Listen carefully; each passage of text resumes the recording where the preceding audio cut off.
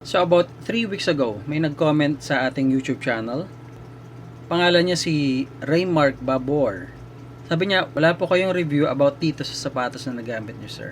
And it was pertaining to a video na ginawa natin entitled Global X Cyclone Pro First Impression. And since that was a first impression, that's the reason why nag-ask siya ng review. So gawin natin yan today. Well, I'm not really sure if nagawa natin ng review yan. So tara, let's go ahead. Hey, what's up guys? What's up mga Kaaro? Welcome back to the channel, and Kaaro Moto is back again after few weeks. So in this episode nga, I'll show you that specific Cyclone Pro shoe na ginamit natin, na ginawa natin ng first impression, but at the same time, I'll show you two more as a bonus. Papakita ko dalawang sapatos pa or riding boots pa that I think magugustuhan ninyo. So let's go ahead. Siguro pakita ko na muna yung isa. Okay? This one right here. Okay.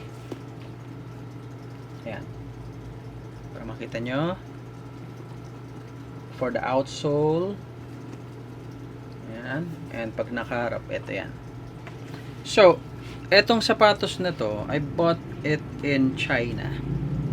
Nung una, wala akong tiwala eh. Okay lang. Try ko lang. In fact, wala siyang brand. Kasi, my idea was, nung binili ko to, was i-rebrand ko. So, I was thinking of it like a business, iniisip ko, magtayo ng negosyo na ganun. Although medyo mapuhunan eh. So, I mean, mapuhunan kasi ang dami nilang mga hinihinging MOQ. Yung mga ganun. And syempre, hindi rin mura ang mga sapatos na ganito. And hindi ko na rin maalala kung magkano ang bili ko nitong sapatos ito. But, surprisingly, itong sapatos na to, okay, apakaganda. The leather na ginamit dito, ayan high quality. Ayan. The outsole matibay, matigas in fact, pero yung tigas na komportable lang. Because the insole of it, or the inside of it, napaka padded siya. Okay, in fact, pakita ko sa inyo. Ayun yung loob. So, waterproof din to. I mean, not 100% waterproof. Pero kung sa labas lang tinatamaan ng tubig, na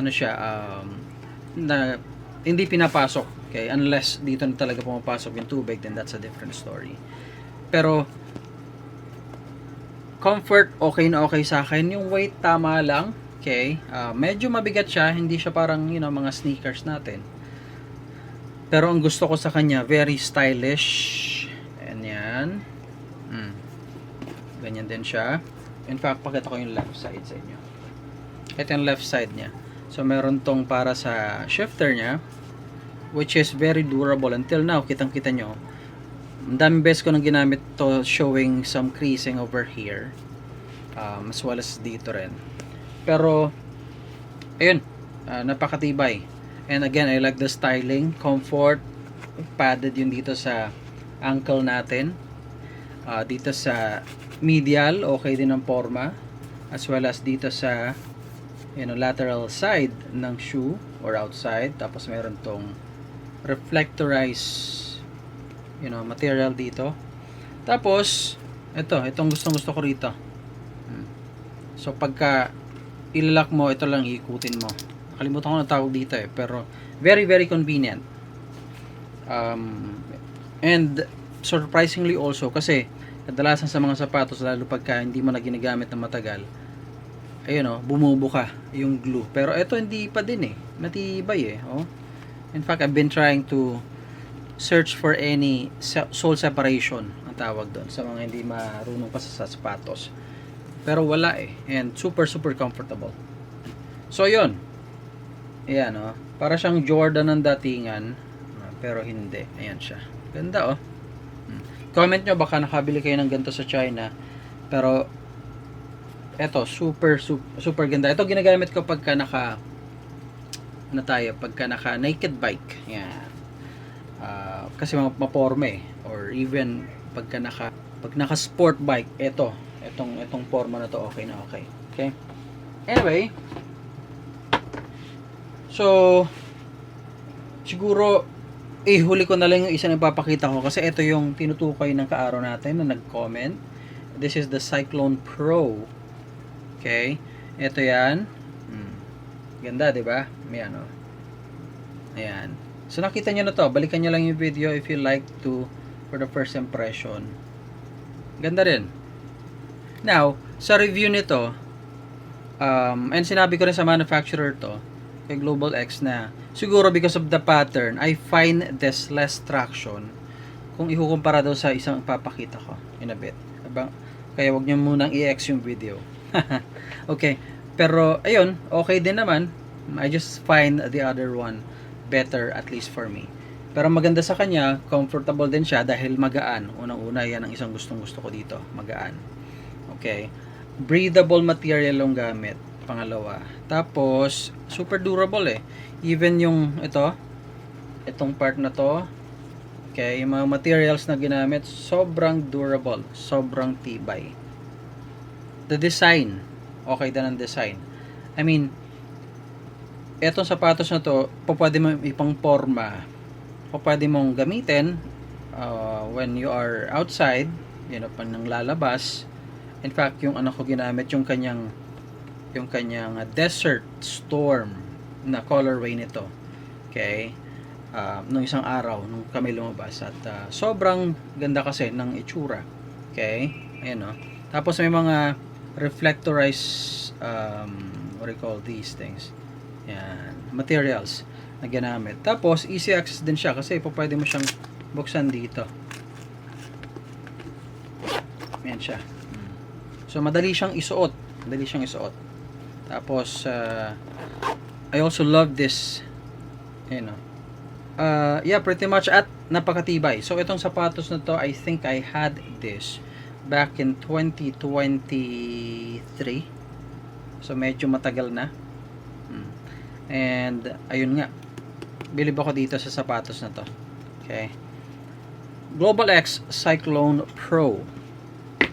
Now, yung isang sapatos na to, ginamit ko to sa Boss Ironman. So napakatibay din. And ayun, sobrang, I mean, mas gusto ko to dahil gusto ko yung outsole niya, mas malambot para sa akin, mas makapit siya sa asfalto, sa lupa, sa bato. Kaya mas gusto ko siya. Okay. What else? Tapos gusto ko rin yung high cut to. So I guess dun sa mga nakakita na ng video natin patungkol dito, mas kilala nyo na tong sapatos na to. High cut, pero normally ang high cut kasi mahirap siyang isuot kung minsan. Kasi nga, hinohold yung ankle mo ng mas mataas. Okay? Ang problema, pagka ganun, pagka hindi comfortable yung sapatos natin, masakit. Okay? Hindi ka komportable. Pero itong sapatos na to, komportable pa rin kahit na high cut. I'll show you. Okay. Ito, binalik ko siya ulit sa box. Wait. Ito sa box. Ito yung box niya. Ayan. Okay. Kita nyo naman, Global X. Yeah, love natin si Global X. Ito yung sinasabi ko sa inyo guys at mga kaaro. In fact, ayan na. Pinalik ko siya ulit. Ayan na. Diba? Oh. Ayan o. Ang ganda. Tapos nilinis ko siya ulit. Kaya, ayun. Pinak ko siya ulit. Nilagay ko sa box. And, hindi ko alam kung kailan natin masusuot ulit. Pero ito yung sinasabi ko sa inyo. Yung outsole nito, ito, feeling ko, because of the design, kasi kung papapansin niyo, para may comparison tayo, design nito, medyo madaming intricate parts, kung ano-ano, no, walang masyadong gap. I think that's what's making the difference. Ayan. Kumpara dito, kung nakikita nyo dito, yung gap nito, medyo madami. So, there are spaces.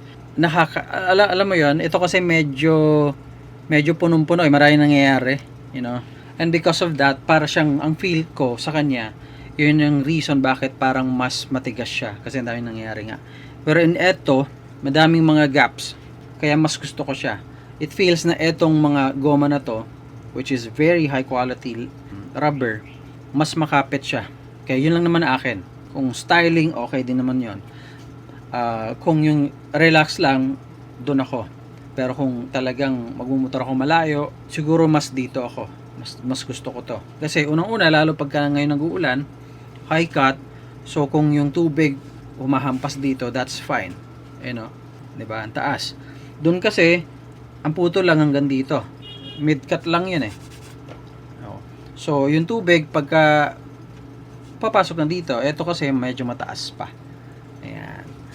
And then they're using the same materials ng mga dito. Okay, even the laterals, those kinds of things. Branding. They also have the same thing here. Tapos ito, maganda rin to. Yung mid sole niya, itong part na to, malambot. Okay, yung insole niya, napakalambot din. Kaya sobrang love ko ang Global X. You know, gusto ko talaga yung gawa ng Global X. Pinoy brand, Pinoy made. Ayan, sa Bataan sila, Mariveles. Yan siya, oh. Ganda. Global X. Rampa lang natin ulit. Yan. Yan. Tapos easy access din siya. Ganun din, velcro tapos zipper dito, so mas madaling isuot. Yan siya. Ba't pala ako naka 9.5 wide dito? Okay. Ito, pagdating sa fit ng mga Global X, by the way, sabihin ko na sa inyo, they are true to size. Or pagka slim ang paa mo, you can go mag-size down ka, half size down ka. Pwede. Ako kasi medyo malapad yung paa natin eh. But anyway, ayun. Kung i-rate ko to versus doon, and kung if you don't mind using a high cut, like I said, komportable rin naman, go for this over that one. Mas gusto ko talaga ito. Ayan. Super love ko. Love din natin ang Global X. So, salamat. And salamat din sa pag-comment mo, Kaaro. Anyway, that's it for this video. Thank you so much for watching. I hope nagustuhan nyo. If you did, feel free. By the way, naamoy ko yung pabango natin. I've been working on a scent or a fragrance called Herba Pura. So, what we have is an inspired. Hindi ko pa alam ang pricing pero nasa mga kulang-kulang 600, 580-ish. Abangan nyo yun. Ipapresent din natin dito yon. And if you haven't yet already, siguro if you can subscribe to that channel also. And follow Hurt Perfumes. Yun yung perfume brand natin. Asan na ba bote natin? Ipa-flash ko na lang sa screen yung bote natin. But yeah, if you can support that also, it's our small business that we've started sa perfume, sa fragrance. Ayan. Napakabango ng mga pinili natin ng mga fragrances. So I hope you can support that. Anyway, that's it for this video. Thank you so much for watching, guys, of mga Kaaro. Pasensya na kung di tayo nakapag-vlog, but finally we were able to. And yun, ride safe and drive safe all the time. Thank you so much again for watching. God bless you guys at mga Kaaro. Bye for now.